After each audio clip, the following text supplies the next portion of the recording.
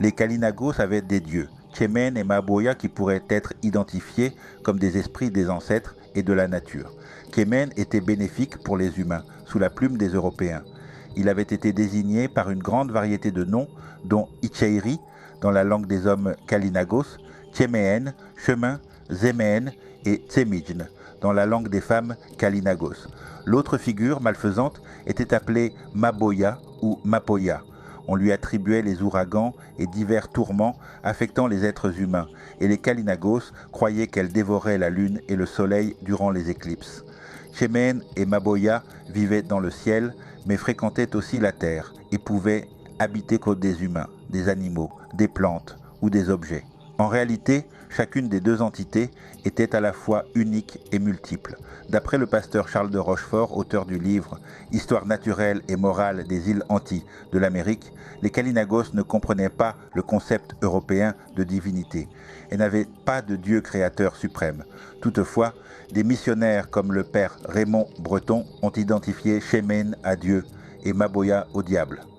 Plusieurs auteurs ont rapporté la croyance des Kalinagos dans l'immortalité de l'âme et une conception selon laquelle l'être humain avait trois âmes, une dans le cœur, une autre dans la tête et la troisième dans les bras ou les membres d'une façon générale. À la mort de l'individu, l'âme du cœur rejoignait le ciel où elle jouissait d'une existence merveilleuse, tandis que les deux autres devenaient des Maboyas. Les animaux jouaient aussi un rôle notable dans la mythologie Kalinagos, en particulier les oiseaux, qui faisaient le lien entre la terre et le ciel et pouvaient être des serviteurs ou des êtres surnaturels. Comme nous l'avons vu, la faune pouvait être habitée par Chemen ou Maboya. De fait, dans cet univers de métamorphose, il n'y avait pas de séparation nette entre les identités humaines, animales et surnaturelles.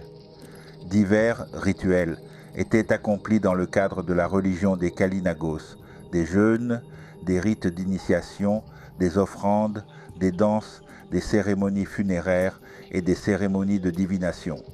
En général, ces pratiques étaient dirigées par des sortes de médiateurs appelés boyers, les chamans Kalinagos. Les sources coloniales indiquent que chacun d'entre eux avait son esprit ou Dieu.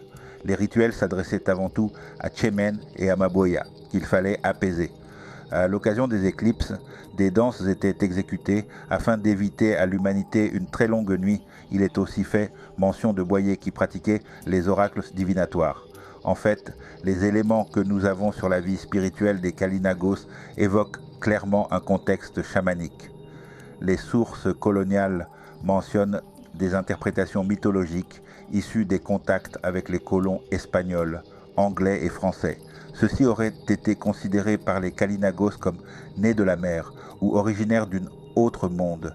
Les hommes à cheval auraient été perçus comme des espèces de centaures et les armes à feu auraient été assimilées à des Maboya. Pour autant, leur évangélisation a été compliquée car ils ne comprenaient pas les idées religieuses de ces colons et concevaient le Dieu des chrétiens comme un genre de divinité ou d'esprit tutélaire propre à ceux qui colonisaient leurs îles.